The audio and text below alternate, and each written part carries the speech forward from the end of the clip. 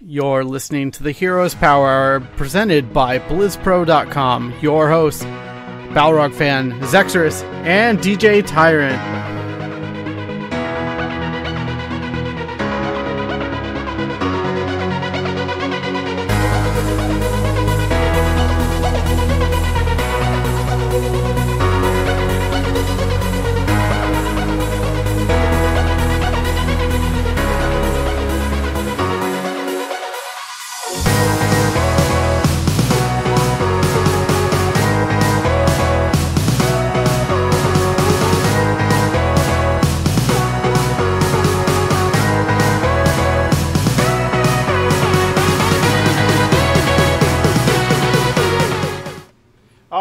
Welcome everybody to the Heroes Power Hour, brought to you by BlizzPro.com, partnered with Legion by Lenovo.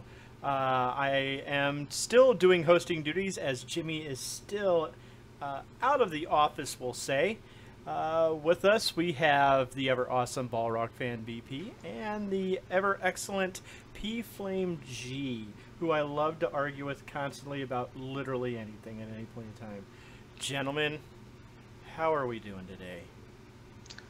Not too bad on my end.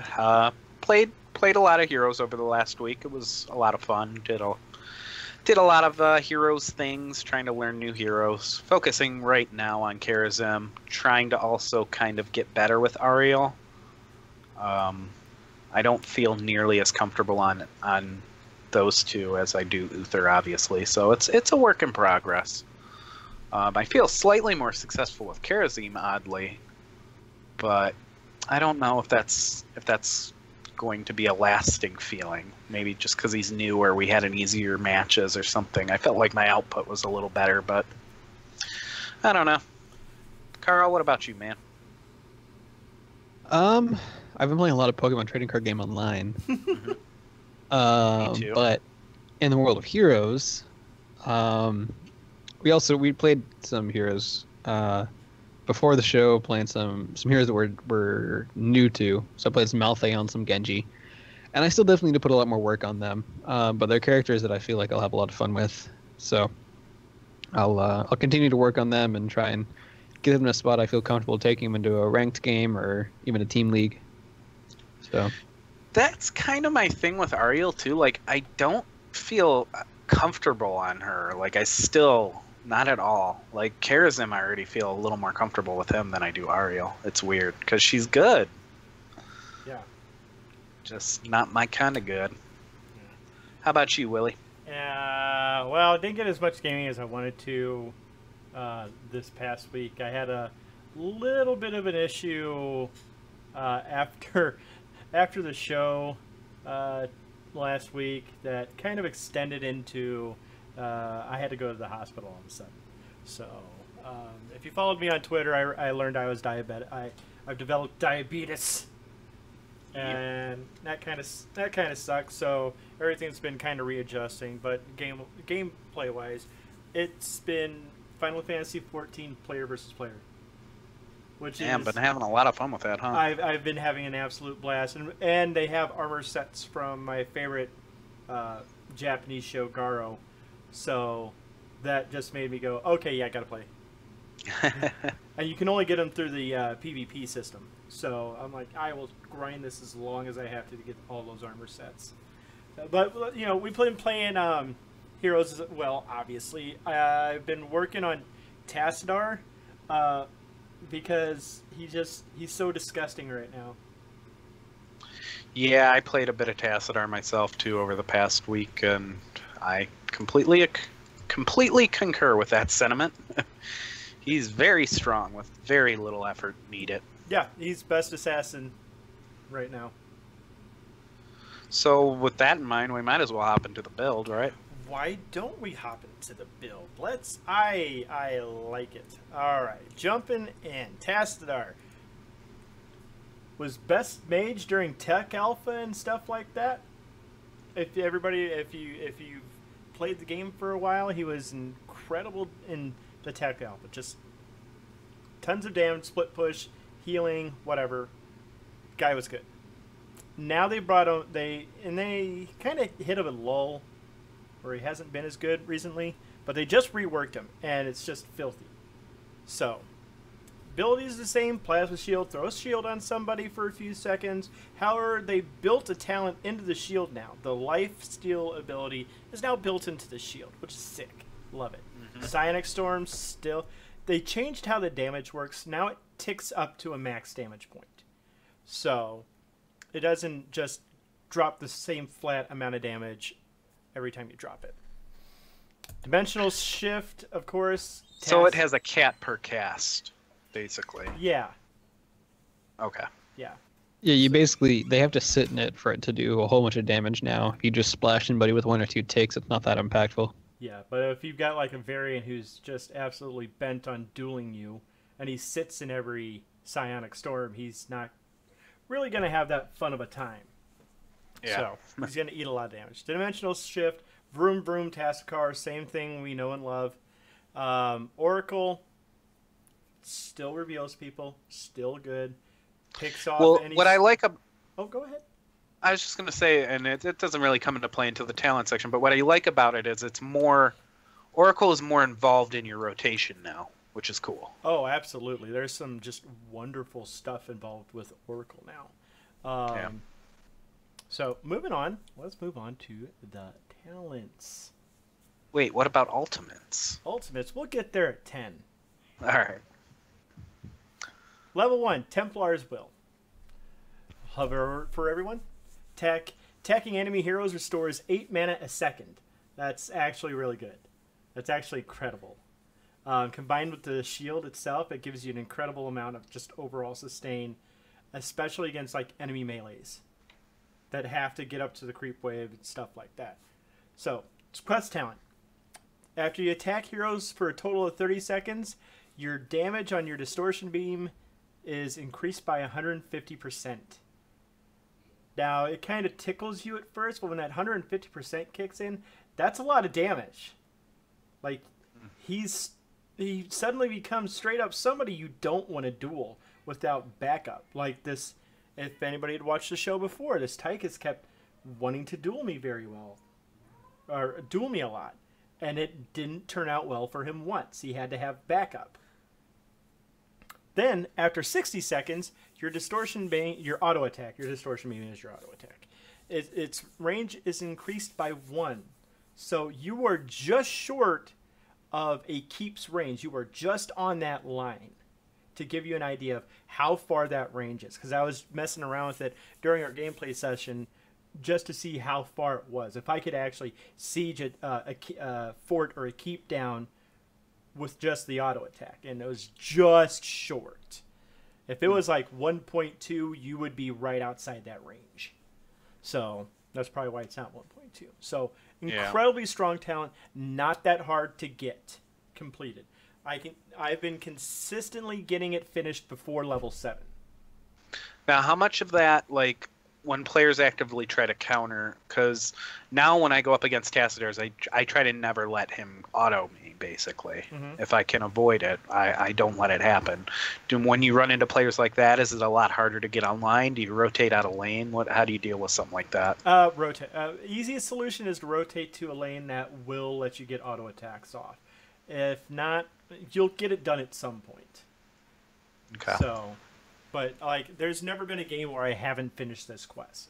Like, just because of how team fighty the game itself is. Like, people are going to engage, you're going to be there, just put your beam on a person. And you'll eventually get your stacks done and out of the way. So, moving on to 4. Kala's Embrace. Increases the life steal of Plasma Shield to 90%. So you're almost, every bit of damage you do, you almost get that much damage back in health. It's nasty. Another example, we had that Illidan we simply could not kill. Yeah. Where he also had an Ariel backing him up. But he would get a Tassadar shield, couple of auto attacks in, he would almost be back up to full health. It's an incredible talent to help your teammates out or even yourself. Like, you regenerate health incredibly quickly with a shield, with a Kala's Embraced shield on yourself. So, like, I really don't even consider the other two because Kala's Embrace is simply that good. Yeah, I'd say like you could make arguments for other picks at most levels, but not at 4. It has to be Kala's Embrace. Yeah. So, number 7, Charlie mentioned this earlier. We're going Mental Acuity, which is the first Oracle talent. Each takedown lowers the cooldown of Oracle by 3 seconds to a maximum of 15 seconds. Once you get 5 takedowns, the sight range is increased by 50%. So when you pop your Oracle, you get a bigger sight range, which is wonderful. Having vision is king. Like, that's why Zagara was so, a while, around last year, that's why Zagara was so contested, is because the amount of vision she provided your team was just so valuable. Yeah. Sometimes it's better to know where your enemies aren't than where they are. So, and plus, again, Oracle reveals Nova, it reveals illusioned units. So we picked off a Samuro constantly just because I'd pop Oracle as soon as I'd see him split, and we'd know which one was the real one. That Samuro didn't have a very fun time that game. So. And on its own, I'd say Mental Acuity probably isn't worth it if you don't plan on comboing it with the later talent, I believe at 13. It's true. So I would, if you don't plan on doing that or getting use out of that, Psionic Projection is a very good alternative pick. I mean, longer range, just flat longer range on your spells is never a bad thing. Yeah, it turns them into almost hammer range with his spells, and that's always incredibly valuable. Psionic Storm is already on a pretty short cooldown, and just being able to siege creeps, siege towers, stuff like that from a long distance is always handy. Yep. Number 10, literally your pick. Like, there is Carl and I had an argument about this earlier. He doesn't understand why I go Force Wall. It's the team fight control that I use Force Wall for. Like, yes, Tassadar's damage is really good, and it would be enhanced by Archon by a lot. But I rely on my teammates to make the kills, which Force Wall helps out better, in my opinion, by restricting their movements. I don't think anyone was arguing that Force Wall was bad. I think they were saying, no. Why are you only saying you're only going to shield yourself and not taking the... Right. So you play a very selfish Tassadar, and then you take Force Wall. Right. Which maybe you're just trying to balance it out, but it seems weird to me. Normally, you all in on either I'm going to pick Archon and be a self-sufficient threat to the backline, or I'm going to pick Force Wall and be very team fight supportive, get the extra slow, get the battlefield control, do all this stuff. But both are good ults. Yeah, both are amazing ults. I just like Force Wall. I'm just used to Force Wall. Like, I hardly ever use Archon.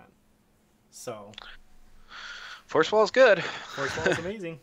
Like I said, best ult in the game that does no damage to anybody. So. Yeah. To be fair, Gust also exists. Apparently, Carl... Okay, so I'm going to switch this... Ooh! Apparently, I'm not allowed to move this. Charlie, you're Carl now. Just roll with it. When Carl disconnected, it swapped you two around. Okay. So, yeah. Sick. It's That's great. Cool. And you also just get to see, like, the top third of my Charlie, face. you lost a lot of weight, and I see you got married in the process. Thank you. You're welcome, buddy. All right, so we're moving on. 13 is a really variable talent between Adune's Wisdom and Nullification. Adune's Wisdom, when you pop Oracle, your basic abilities cool down 50% faster, which means you can get additional shields off, you can get additional storms off. Your E cools down quicker on top of that. And if you've completed your level 7 quest by that point, then it's, you've got a lot of value in Adune's Wisdom, because you can pop that every 15 seconds, and you should be headbutting that thing every time it comes off cooldown. However, if you come across someone where it's literally like something like a protect the Illidan comp, protect the Sonya comp, what have you. Like they are banking on one person doing all of their damage. Nullification is amazing. Yep, reducing the damage somebody does by 75% by 4 seconds. Yes. Hey, Charlie, you're muted, buddy. I can't hear you at all. And this is where you would take the alternate 7 pick as well. Nullification Array also works great against stim drone comps. Yeah, that's why I took it that one game, was because they were constantly stim droning that Sonya, and we didn't win. Did we win? No. We did not win. No. Or because Spider. No, we did not win that one, and I know why, and I'm not going to get into that because it makes me mad. So, 16. Again, it's actually pretty variable on what you want to pick. Like, all 3 of these talents are really good, to be perfectly honest. Like, phase disruption helps team fights by helping your damage dealers do more damage. Psionic Echo is great for zone control. On that, oh, Charlie's typing is distracting me. And then Focus Beam helps with large health targets. Like the game we had with the Cho'Gall, like I took. Stop it, Bacon. I took Focus Beam because it will take 1% health off the target as additional damage. And, you know, every 15 seconds, sometimes these team fights drag out forever. You can get several oracles off and get a whole bunch of damage off onto a high health target. It's great. Like, all these talents are great. But me, I take Focus Beam. I like the extra damage. It also combos really well if you take Archon. Yes. Because of the splash. Yes, it does. Wait. It's not... Focus Beam is not that impactful in Archon because it's only 1%, and that works really well when you have a channeled beam of really high attack speed, and not super well when you attack slowly in Archon. Yeah. But it still combos with it better than Force Wall. Are you sure? Well, yeah, because you attack. It's an extra 1% of damage per attack. Yeah, it's not as fast when you're just channeling a beam, but it still matters. Come back next week when Carl's done all the math on that. Because I see his gears turning, and he's like, I'm going to figure this out. Because that whole time that you would be in Archon, you get this benefit. I don't know. I think Carl is actually right. I think it's more beneficial with Force Wall because it's they can't run, and there's a time in between attacks in Archon. It's not like it's bad with Archon. I think you might want to try and work it around to your Archon, assuming it's not level 20 and you have Twilight and you're always in Archon. But it will be more impactful outside of Archon than it is inside of Archon. That's fair, but on a 15-second cooldown, there's going to be a bit of overlap. Yeah, there will. Okay, so moving on to 20. Again, literally, there's a case for all of these talents. Like, Infinite Archon is great because it's Infinite Archon. Yes. Force Barrier is amazing because literally when the force wall drops, you can immediately drop another one. And that's just amazing. And increased range on that. It's the most annoying thing trying to run away from one of these Force Barrier Tassadars. And he's just dropping walls every few seconds in your way. Like, you can't run from that. You've got to turn and fight. Prismatic Link is great. Just because of the, being able to hit multiple targets and getting that slow onto multiple targets. It's not so much for the damage, it's for the slow.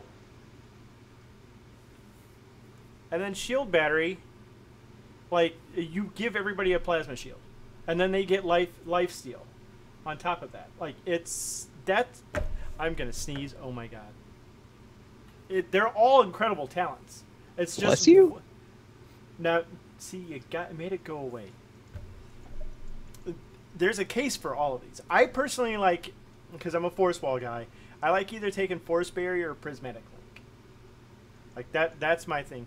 I don't take Shield Battery that often personally, but again, it's a plasma shield onto everybody. Yeah, I mean, if they've got a big AoE blow up combo, where your whole team's going to take a whole bunch of damage at once, then Yeah, Shield Battery's a good talent. Yeah. But if they're not, then you have the freedom to pick other things. Yeah, exactly. So that's my build. It's as noted. I am an incredibly selfish Tassadar. I only shield myself, but I produce results. That's Man, fair. I showed you that 65k damage, hero damage game I had. Mm-hmm. It's filthy. He's so disgusting.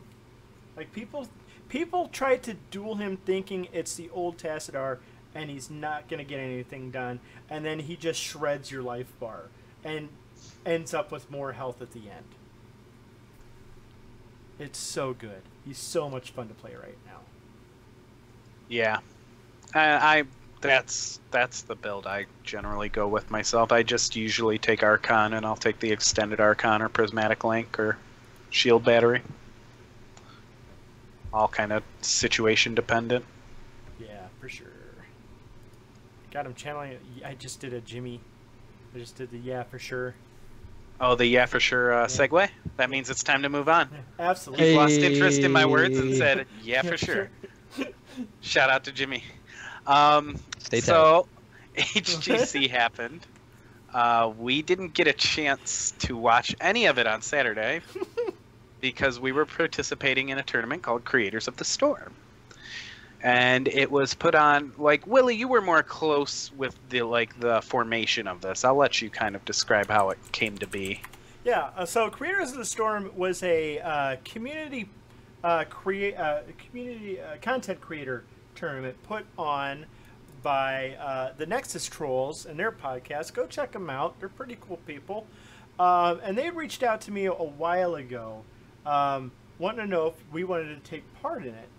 And I'm kind of bad with communication, so I was like, yeah, sure, no problem.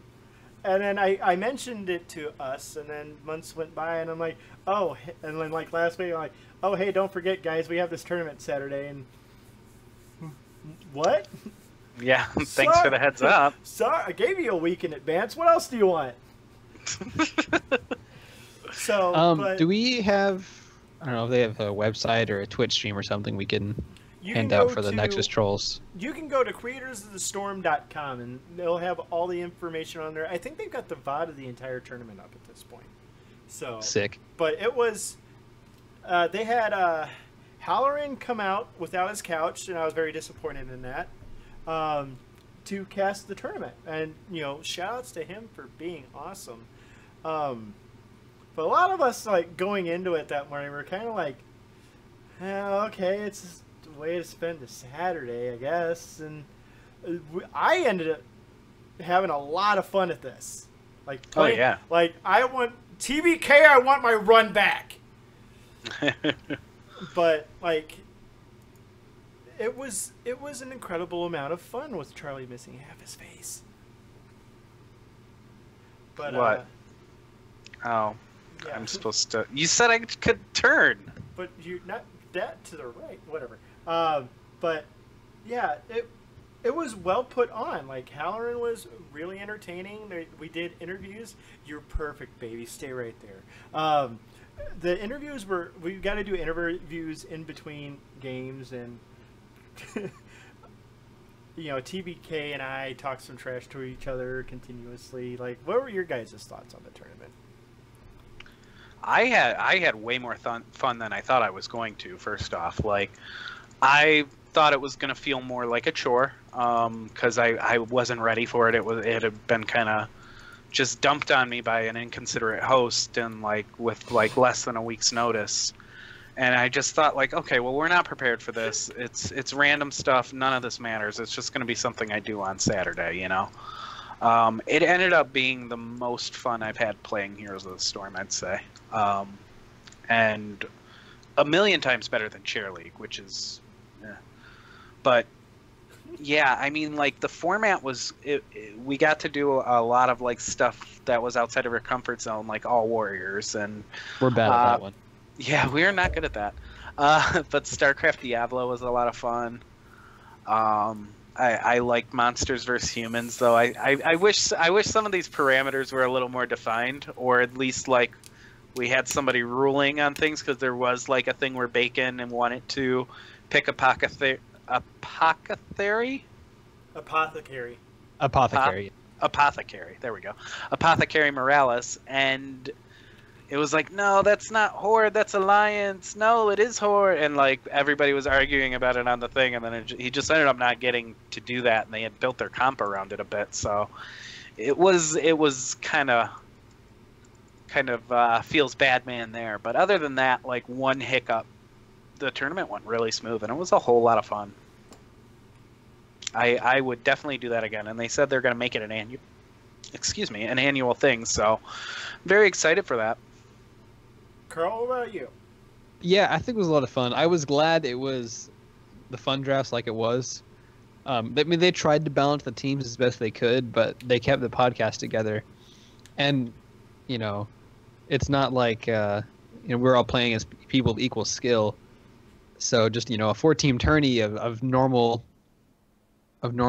draft and stuff like that wouldn't have been all that exciting. But we got to, like, oh, it's an ARAM, We do ARAMs. We did ARAMs after our show for like a year straight. Yeah. And then, some of the more fun drafts and all that stuff. We apparently juked Alebeard. So the other thing is, Blizzpro contributor Alebeard was on a different team from us, and we played him in the losers finals. And he thought that DJ was going to support and Charlie was going to tank. And we were playing Alliance versus Horde or something. He goes, "Oh yeah, you don't need to ban Uther. DJ doesn't play it." And then Charlie insta-locked Uther because he was playing support for us. I didn't realize that was the story behind this. That's great. Take that, Neil.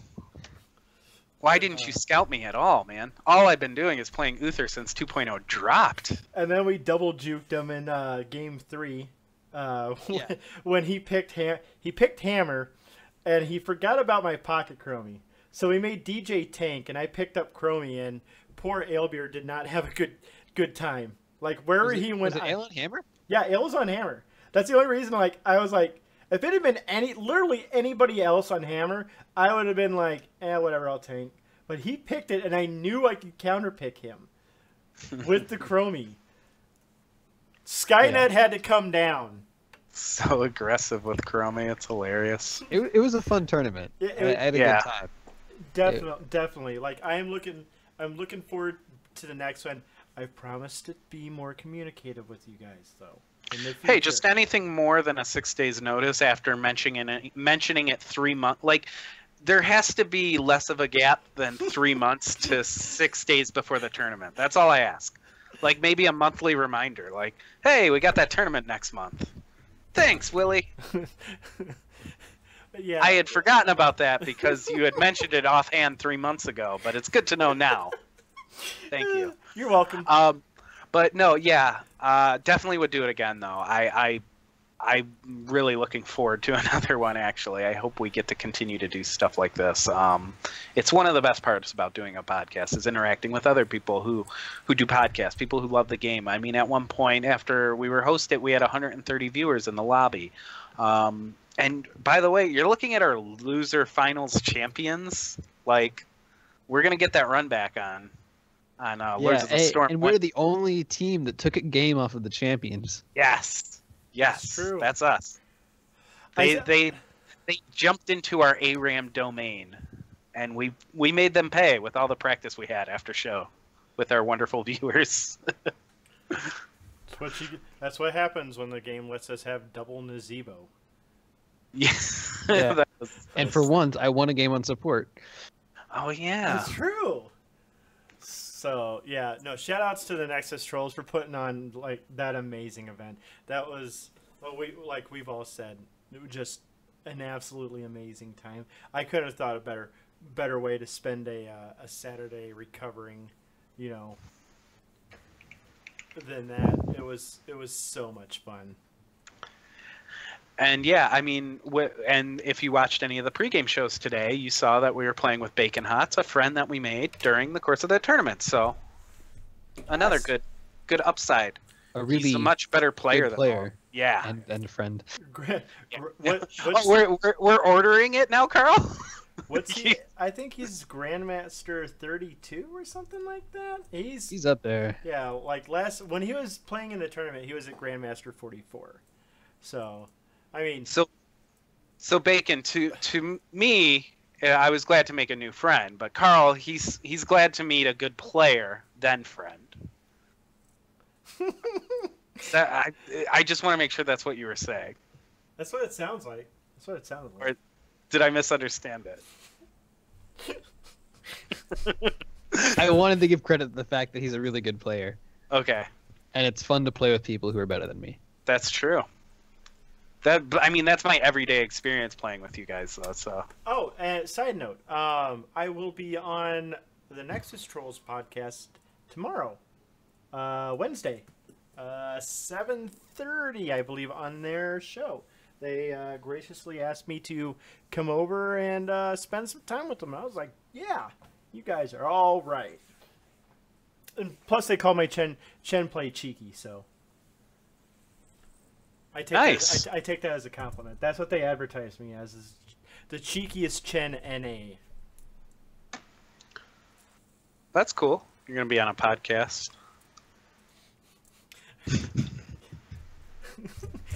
I don't First, we're hearing about it on the show, right? Yeah, I mean, it's the same news to us as the viewers, so we're all excited. It just came to my brain.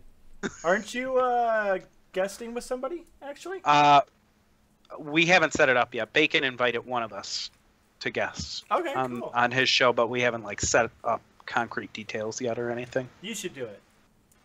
I probably will. I think I will. I think I want to do it, Bacon. Me. You can have this mess on your show. I was once on Mitch's show, and that's canceled, so I have good effect on shows long term. We've made it to 106 episodes or something, so you can't be that bad. It's true, but that's fair.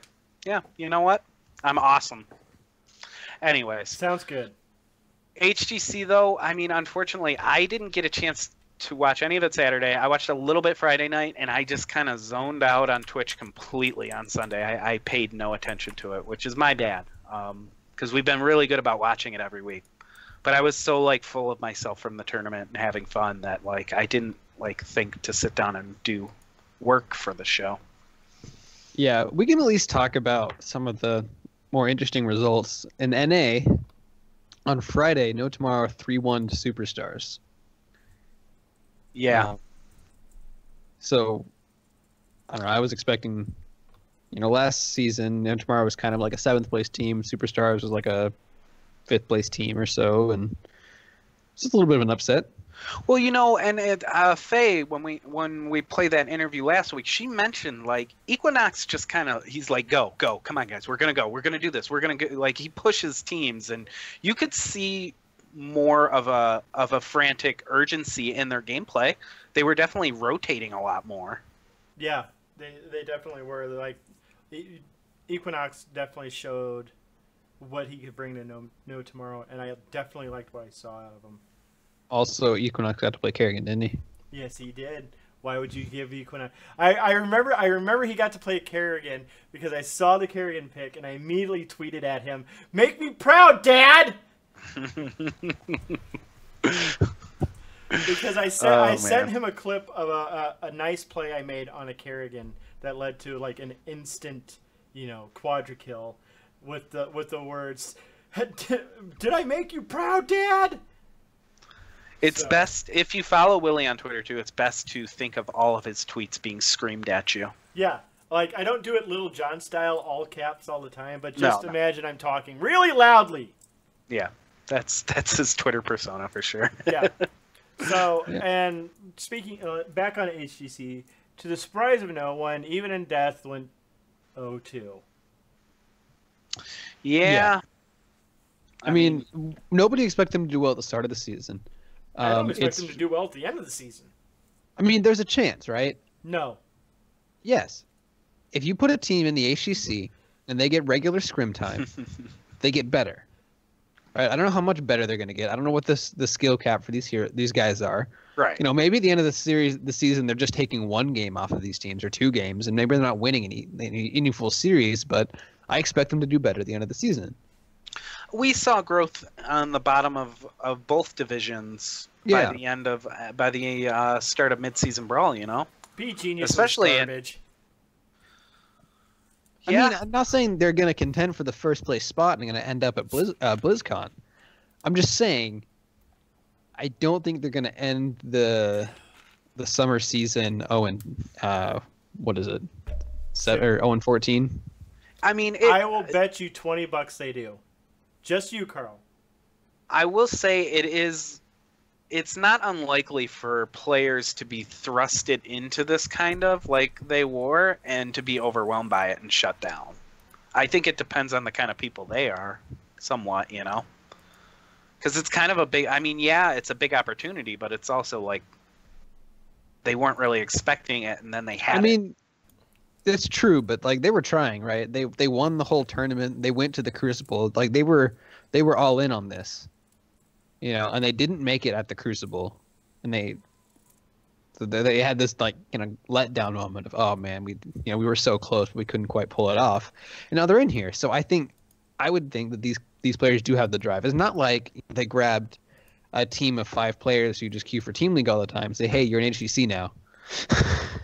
your matches are broadcast. That's our only way in. Viewers every day. Don't downplay that theory because that's the only way we're getting into HGC. I would love to see that happen. If that was like a reality, if Blizzard did a reality series where they pulled like the most consistent Team League team and threw them into the HGC at some point in a provisional spot, like do one for every region, do 2 to just make it even. I would watch that.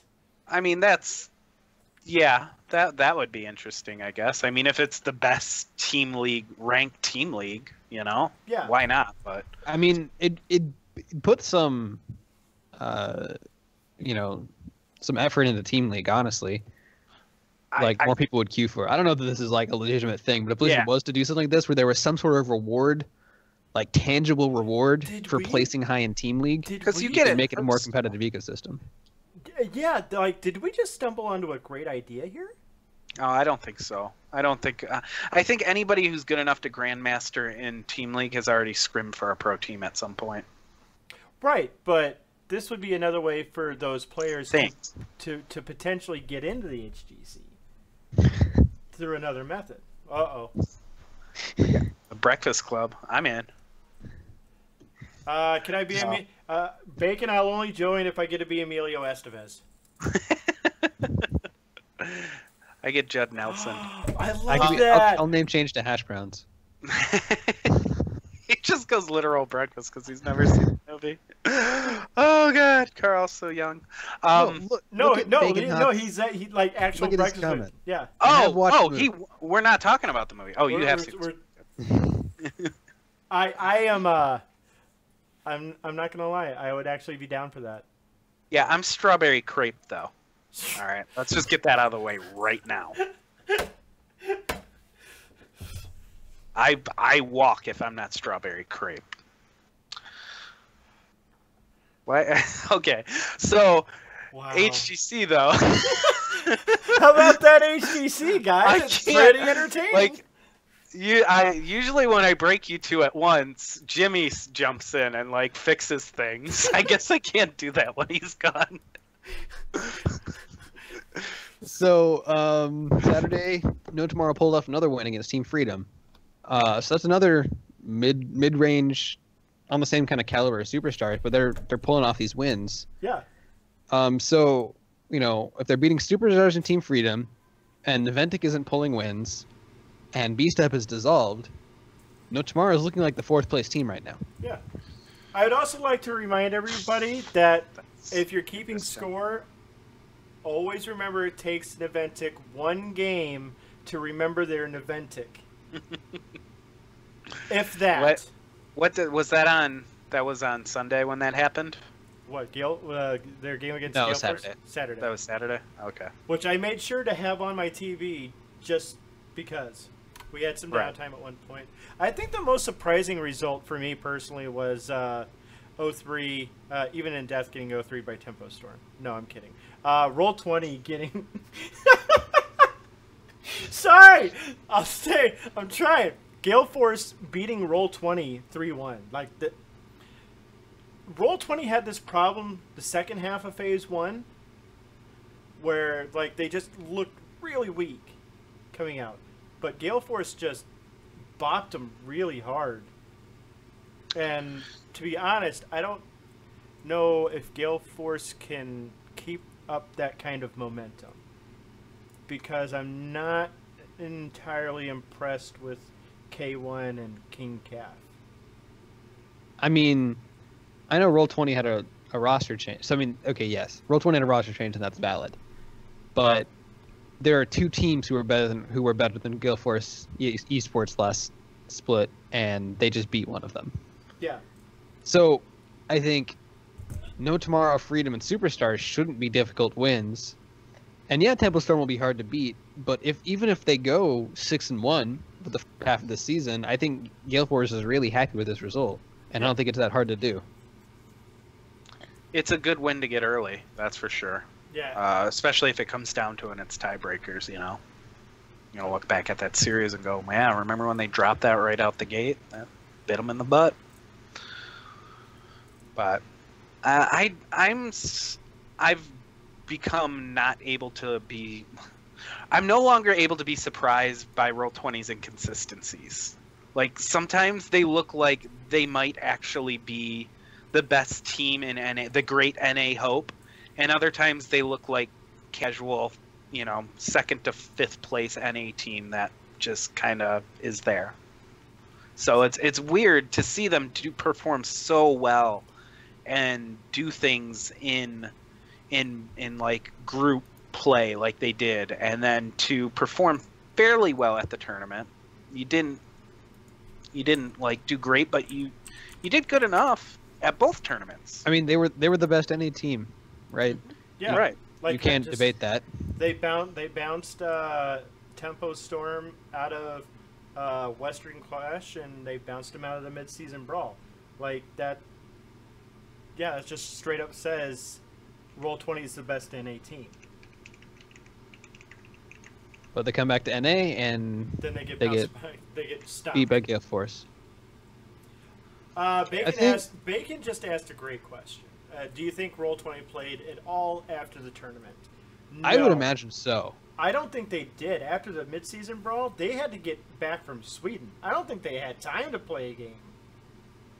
I mean, they left pretty much right after it. So Yeah. if you want to say they took Monday and Tuesday off for recovery, like that's a disadvantage compared to the other teams. But they were also just scrimming against Korea for a week, which is helpful. And then they've got to, you've got to believe that Roll20, after making a role swap, understanding that they have one of the hardest matches they're going to have this season, week 1, that they're not going to say, okay, guys, just take the whole week off. Let's not worry about it.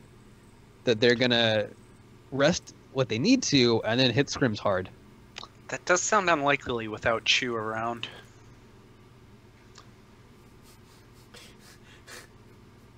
You're making a joke, right? I think so. Okay.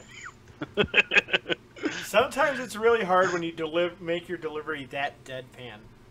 Well, I mean, I assume all the buffoonery on that team, which left it as soon as Chu left, was a lot of him. So Yeah. it was I mean, Yeah, Glauron's a pretty dedicated player. He will make his team practice. Yeah. Yeah, so I when Carl describes the scenario like that, it's hard to envision where they didn't practice. Well, I don't know how Glaurung has time to scrim with how clean he keeps his room. It's true. That's got to take so much work. That room is part-time a museum in which you have to pay to tour it. It is so pristine. I would go to that museum. Mm-hmm. Yeah. So I think that's about all we're going to get out of HGC this week in this segment. We should probably close it up here tonight. So I don't have any of that stuff in front of me. You don't have any of that stuff in front of you? We could try to wing it. Let me go from memory. Hold on. Because you know what? I thought ahead, and I have it up in front of me. Good, because I'm still trying to go from memory. All right, everyone. We're going to wrap the show up here at this point. Thank you for watching. You can check out Heroes West of the March. Oh. Sorry, go You know on. what? I'm an idiot. My God. You can check out heroesofthestorm.blizzpro.com. Check out Alebeard's articles. The man is Skynet in flesh. He puts out all kinds of great content. Check him out. Comment on his articles. Like and subscribe to him if you want. We also have other shows throughout the week. Tomorrow will be the West March workshop with the lovely Ninebeard and Leviathan. Thursday night. 9-ball. 9-ball? What did I say? You said Ninebeard, which is his new name. I mean, let's be honest. I'm calling him Ninebeard from now on. Yeah, Ninebeard used to host this show with me.